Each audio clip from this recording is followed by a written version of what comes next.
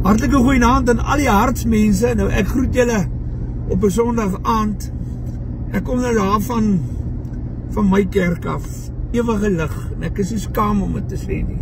My kerk, my plek van samekoms van broers en susters, waar ons die almagtige Vader en sy Seun dien en eer, is niks anders as die ewige lig gemeente nie.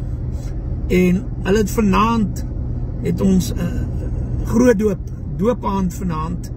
Ek moes ongelukkig vroeg ry, want ek het kuiermense uit die Vrystaat uit. En weet jy wat, dit gaan nie oor nommers nie, maar ek gaan vir julle vanaand sê, ons God is in beheer. As ek vir jou sê, en dit is my eie skatting, ek kan ons nie elke mens gaan tel nie, maar ek sê nou vir jou, hulle gaan vanaand doop seker tot 11 uur, 12 uur toe, want die rye vanaand by die doopbarrens is tussen 3 en 500 mense. Alle lof en eer aan ons hemelse Vader. En ek wil vir elke herder van ewige lig sê, baie dankie. Baie dankie vir wat julle doen. En vir elke man en vrou wat hom vanaand laat doop het, geseënd is julle. En mag die goedheid en guns van ons hemelse Vader op julle lê tot die lente van dae.